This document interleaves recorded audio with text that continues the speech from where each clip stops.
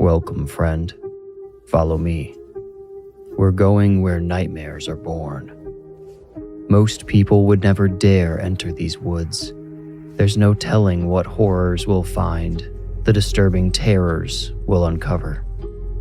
Don't say I didn't warn you. Unsettling creatures lurk here.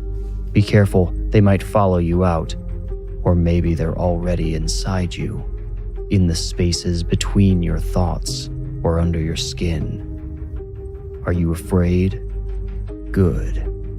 Now you are ready to enter the Warning Woods.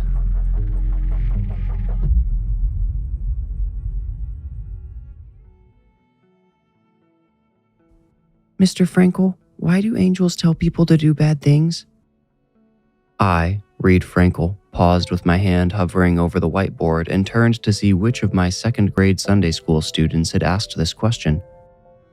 I noticed Sam Parker glancing nervously at each of his classmates' expectant faces, his right hand held stiff above his head. I said, "I'm not sure I understand your question, Sam. What do you mean?"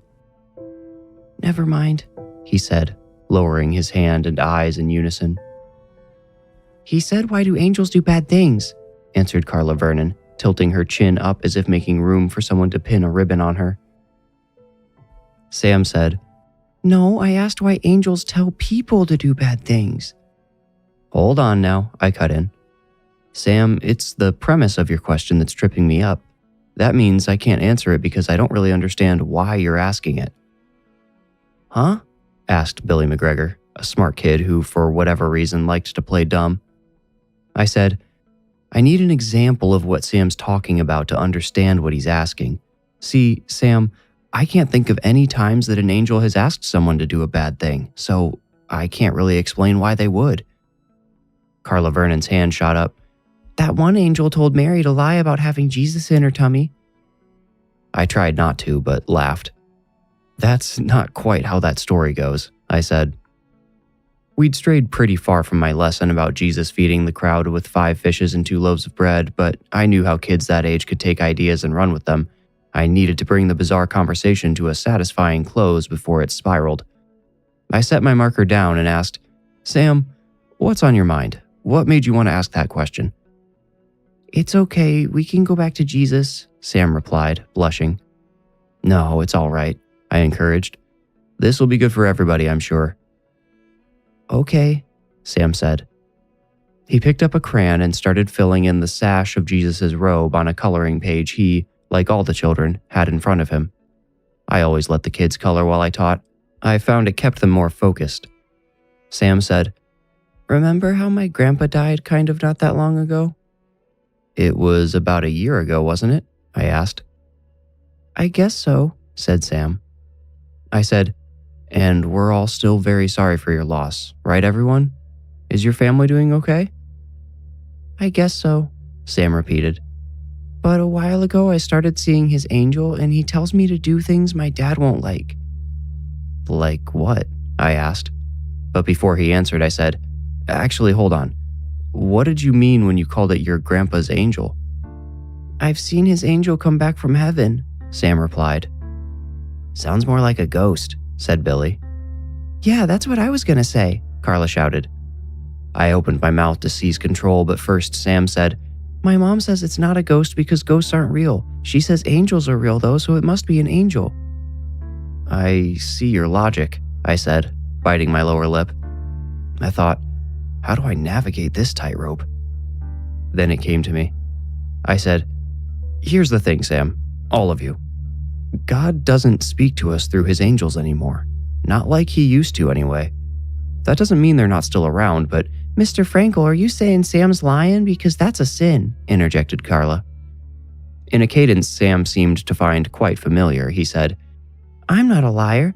Dad says I'm a lot of things, but I'm no liar. I'm sure Sam's living grandparents probably gave a hoot and a holler every time the boy delivered that line, but it wasn't treated as a joke that morning. It rallied Sam's classmates against me. Grasping at straws, I said, a liar? No, I would hope you're not a liar, because lying's against the OG 10 Commandments. I'd learned OG from my 9-year-old son Xander over the summer. I ended with a glance at Sam, inviting him to confess his sin if a sin he did need to confess. See, he is calling you a liar, Carla jeered. That's when I finally lost control of the room. The children began pointing and shouting over each other or laughing with the child seated nearest to them about Carla getting one over on, here comes more lingo I picked up from Xander, vintage Mr. Frankel. It was Sam who brought them back to attention, but the undertone of chaos never left. It seemed to abandon the children and come after me. I'll explain shortly. Sam said, I see Grandpa's angel almost every night and sometimes in the day. He comes in through my window, but not like... He floats through. And he's like see-through kind of. Stop this, I chastised myself. But something else, something outside of me, compelled my silence. Not usually one to linger in cognitive dissonance, I felt physically ill in its presence. What reason did I have to let the boy keep going on? Yet, I felt like I should. Like I had to. Sam said, When he's next to me, Grandpa starts talking. Well, first he mimed, crushing something large between his hands. Solidifies, he finished, searching the expressions of his captive audience. His eyes found me and he said, Then he starts saying the bad stuff. Okay, I think is all I got out before confusion dizzied me, physically disoriented me. I thought, these are children. This is Sunday school. God, why don't you want me to stop this? Because it had to be God, didn't it? I didn't believe in any other ethereal beings, so the voice in my head, the one compelling me to let Sam continue speaking, must have been his one true voice. Turning again to his classmates, Sam said, He tells me that when my dad is yelling for me, I should hide. I did it a couple times, and it wasn't even like a game or anything. I just got in trouble. He wants me to take all the bottles in the kitchen and throw them down the stairs, but I know I'd get in huge trouble for that, and I don't get why he even wants me to. Sam, I finally blurted, and for a moment he paused. But after a few seconds passed in awkward silence I could not force myself to fill, Sam continued. The weirdest thing he says? Multiple kids leaned forward. Is he always says, I'm sorry she'll have to kill him. And then, Okay, that is enough, I finally said. I noted muted music in the background, the band playing their final song in the chapel. I said, Sam, that's pretty scary stuff and not really appropriate for everybody here, don't you think? Now, your parents will be here in a minute, so maybe this is a conversation we should bring them into. What? No, Sam shouted. The other kids started hurrying to finish their coloring pages. That's what I thought, I muttered, just loud enough for Sam to hear. Less than 2 minutes later, a swelling wave of voices broke through the chapel doors. The kids lined up obediently by the classroom door to wait for their parents. All but Sam. The moment I opened the door, he charged through. I leaned out into the hall and watched Sam collide with his mother Rebecca at the other end. She acknowledged him with a half-hearted side hug while continuing a conversation with another mom. Sam's dad, Harry, waved to me, giving the all clear. I turned to the rest of the class and said, Okay, no one else do that. The students, even Carla Vernon, nodded politely. After all the parents collected their children, I found 3 half-finished coloring pages on the table. I couldn't remember who sat where except for Sam, whose page still sat in his place. I scribbled his name in the lower right corner of the page so I could set it aside for him next week. I then put all 3 coloring pages on the counter and finished cleaning up. Once I'd finished everything else, I returned to the counter and found one of the coloring pages turned upside down. Diagonally, across the blank side, scrawled in purple crayon, was the word angel with a question mark. Instead of a dot under the question mark, someone drew a smiley face and circled it. I reached down and picked up a purple crayon off the floor. I scanned the room, expecting to hear a snickering child at any moment. I thought it must have been one of my students. Who else could have referenced the unsettling discussion we'd had at the end of class? Hearing nothing, I turned the page over and found what I already knew I would: Sam's name in the lower right corner. The clamorous voices in the hallway became a fuzzy rumble as my thoughts coalesced around a rational explanation. Okay, so Sam had written Angel and drawn the smiley face to scare me. It was a decent prank, better than I would have expected from a child of Sam's age, but Sam pranking me couldn't explain the crayon on the floor unless he somehow predicted I would set the unclaimed pages in that exact spot on the counter. And of course, I was ignoring how the page had gotten flipped in the first place. I'd set it coloring side up, of that I was positive. I balled up all 3 unfinished pages and tossed them in the waste bin on my way out the door, needing to see my wife, Kylie. Somebody needed to ground me back in reality, and if anyone could, it was her.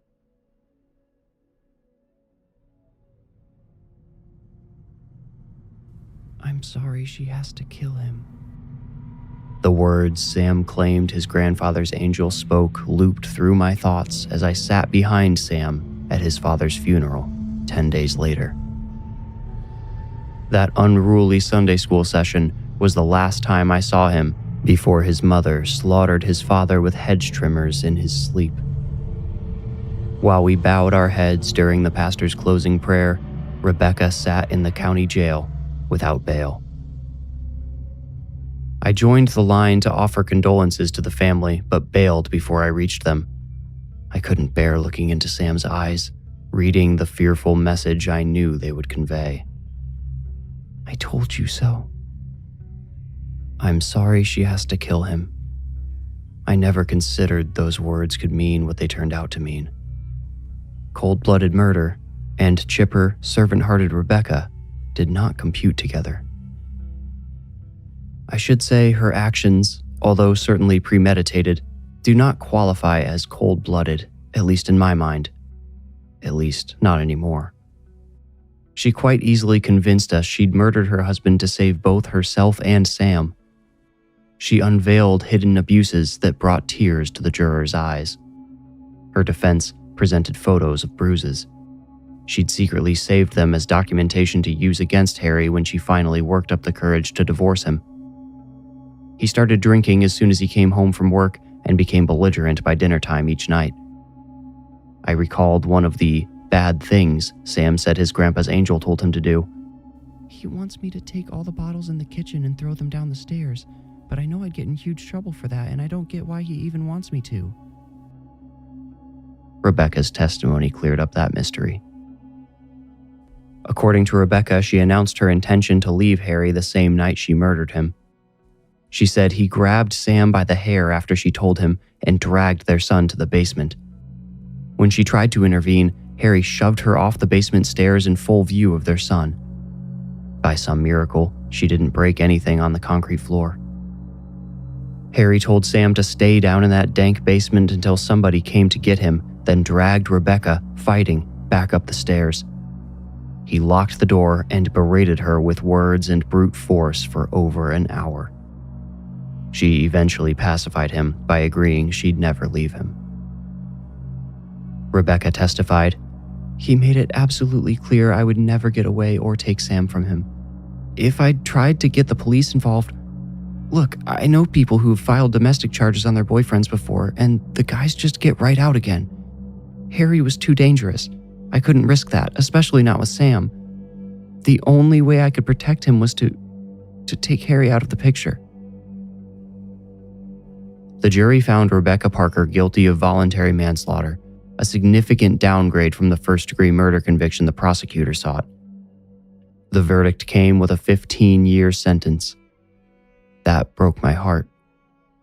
That poor woman, who I knew would never harm another human being as long as she lived, left the courtroom with tears in her eyes. Yet, somehow she carried a smile on her face. She located Sam seated next to me in the gallery, and her smile widened. She shouted to him, "You're safe now, Sam. I love you." The biggest, toughest-looking male juror hid his face behind his hands at that moment, and his broad shoulders shook. Yes, Sam watched his mother's trial next to me. During the immediate aftermath, the state had attempted to place Sam with Harry's parents. Naturally, concerns arose. A social worker, also a member of our church, managed to place him with another family from the church, someone he already knew who happened to have a foster care license. When it became clear Sam's mother would stay behind bars until after he became an adult, his foster family consulted with the deacons about what to do with him. They loved him, but never had any intention of adopting him permanently. One deacon made me aware of these talks and, after consulting Rebecca, asked if Kylie and I might consider guardianship. I sometimes joke that going to church is like being in the mob. Everybody's got a guy or a gal. Somebody always knows somebody. Case in point, an attorney from our church helped us file everything and obtain legal guardianship for Sam Parker. I started building my relationship with Sam before this point in the story, so perhaps I should take a few steps back before we continue. The same night Rebecca murdered Harry, although that news wouldn't reach me until a full day later, Kylie shook me awake in tears. The fog of sleep evaporated instantly as adrenaline flooded my veins. I asked, "What's wrong?" But she was already trying to tell me. She had trouble ordering the words, but eventually got out, "You woke me up talking in your sleep, and there was somebody standing next to you. He was right there when I rolled over." "Where'd he go?" I asked, already tossing the covers aside. The comforter wrapped around one of my legs, and in my heightened state, I became angry. "Reed, calm down, he's gone," she said. "Where?" I demanded. "Just..." She made an exploding gesture with her hands. "Just gone." My heart kept pounding, but my mind began to settle. I had woken her up, and she mistook a shadow for a person standing next to me. That I could believe. That I could handle. I put an arm around her and, listening for any sounds in the house just in case, held her until we both relaxed. I said, "I was talking in my sleep?" "Oh." She thought for a couple of seconds, then said, "Something like, 'He's gonna need you?' Whatever it was, you were just saying it over and over, like, I don't know, like a mantra." "Huh." Sliding off the bed, I said, "I'll just go check on Xander real quick, then we should try to get back to sleep." I found Xander in his undisturbed room, asleep. For good measure, I checked the doors before heading back to bed and, after maybe half an hour, falling back asleep. Having no context of the tragic event transpiring while I'd chanted those words in my sleep, I thought nothing of them the following morning. I went about my day as usual, reporting to work at 7:30 and calling Kylie around noon to check in during lunch. She asked if I had heard the news. I told her no, expecting the news to be someone's pregnancy or engagement announcement due to how excited she sounded. I misread her excitement, though. She proceeded to tell me about Harry Parker's murder and Rebecca's arrest. I stayed silent so long, Kylie asked, "Reed, you there?" "What about Sam?" I asked. Kylie said, "Oh, I don't know. I just got a text from Jasmine about the arrest before you called." I thanked her for telling me and wrapped up our call. I immediately tried calling her friend Jasmine, but she sent me to voicemail. I texted Jasmine instead. As I typed, autocorrect added words to my sentence that made no contextual sense. I tried texting, "Kylie told me about the Parkers," but with my phone's additions it read, "Kylie told me about the needs Parkers." Frustrated, I deleted the extra words and tried typing the next sentence. "Any idea who Sam's with now?" But I read back, "Any idea who Sam's needs now with you?" When I attempted to delete the added words again, my phone replaced them. Frustrated, I resorted to voice to text and sent the message without issue. Beneath the sent message, the keyboard rose on its own, and 3 words appeared in succession. "He needs you." My memory of the previous night emerged for the first time, and like a crashing wave, it knocked my phone out of my hands. My phone smacked on the edge of my desk before falling between my knees to the floor. I left it there. A string of memories swept in following the wake of the initial wave, the one that rippled the most, being of Sam telling the class about his grandfather's angel. While Sam lived with his foster family, I leveraged my role as his Sunday school teacher to pay him visits multiple times per week. We read his Bible together, and I prayed for him. He portrayed cold distance, but I felt the invisible arms of his heart reaching out for me. During that period, my family experienced no strange events or inexplicable coincidences. Life, for us, remained calm until the night Sam moved in. After Kylie and I showed him his new room and made sure he had everything he needed, we gave him space to settle in. He didn't bring much with him that first night, just a single suitcase full of clothes, books, and toys. I had been given the all clear to take him back to his house the next day to collect the rest of his things, items he'd left behind that terrible night and hadn't seen since. While giving Sam space, I put Xander to bed. I'd just finished reading his favorite book, stood, and bent down to kiss his forehead when he pointed behind me and asked, "Who is that?" I automatically assumed I'd see Sam standing behind me. Why I thought my otherwise brilliant 9-year-old son could have already forgotten about the boy who'd moved in with us, I can't say. I so expected to see Sam that I shouted, bellowed from my gut, when I instead saw a hunched old man stalking past the doorway. Without light, except what little escaped from Xander's nightlight, I couldn't make out the man's features, only his vague form right before it disappeared, heading towards Sam and Kylie in their respective rooms. I heard both of their doors open. I shouted again, Kylie's name, I think, as I lunged into the hallway ready to tackle the stranger in my house. But the stranger had vanished. Sam and Kylie stood in their doorways, silhouetted by lights behind them, posed stiffly, expectant, and afraid. They looked afraid of me. "Sorry," I said, forcing myself to laugh. "Oh, it's just Xander," he pointed and asked, "Who's that?" And I thought I actually saw somebody in the hallway, but now I see. "It's okay," Sam interrupted. I said, pushing more laughter through my voice, "No, buddy, it's not. I didn't mean to freak you out on your first night here. I swear that's not like something I do all the time." "It's really not," Kylie confirmed, cocking an eyebrow at me. "I know, it's okay," Sam replied with a shrug. Then he turned and disappeared back into his room. "He knows," Kylie whispered with a wry grin. I mirrored her expression, but I couldn't help thinking perhaps Sam did know. Maybe he knew exactly what or who I'd just seen in the hallway. Hours later, long after we all fell asleep, I woke from a dream I don't remember. I don't think it was significant or meaningful, just a typical crossfire of unrelated thoughts. I opened my eyes in that half-awake state and saw a figure outlined in front of our light blue curtain that, when the moon is bright, creates an icy hue.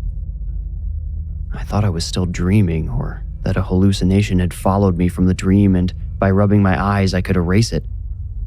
The figure only became clearer, though. He stepped forward. As the figure approached, I made out his face. I saw the wiry white hair circling his head like a low halo and the frizzy points of his short beard. He held up a hand, palm forward, and slowly lowered it, imploring me to remain calm. Still wrapped in disbelief, I found this easier than you would believe. I fully expected my eyes to open again, peeling the final layer off a dream. The old man, who seemed to glow in the filtered moonlight as if it passed straight through him, bent toward me and whispered, "Thank you." Behind me came a sharp intake of breath and a scream as one of my wife's pillows flew over my head, passed through the old man's chest, and landed on the floor. He did not evaporate how you see in the movies. He simply vanished, there one moment and gone a fraction of a second later. It took an hour to calm Kylie down, to convince her we didn't need to worry about the old man she'd seen hovering over me. It took even longer to convince her that he wasn't a ghost.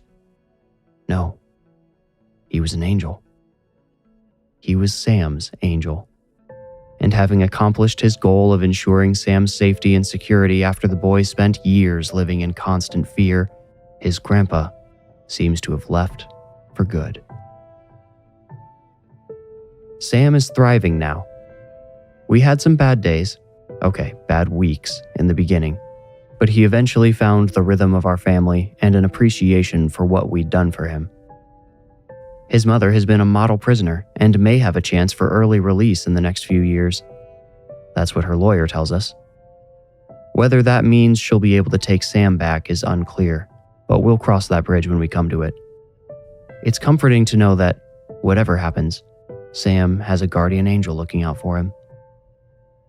Contrary to my prior statements, I do believe angels still speak. It took hearing one myself to change my mind. The next time some kid tells me they're talking to an angel, I think I'll tell them to listen. Who knows?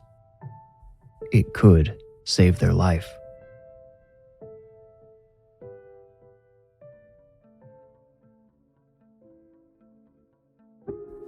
You made it out. Congratulations. If you enjoyed the story, please rate, like, review, or subscribe. For early, ad-free episodes and behind-the-scenes episodes called Into the Woods, become a patron at patreon.com/thewarningwoods. You can also support the show by purchasing merch. The merch store and Patreon links are in this episode's description. Follow me on Instagram at The Warning Woods to stay up to date. And when you feel ready, meet me here for another journey into the Warning Woods. Thank you for listening.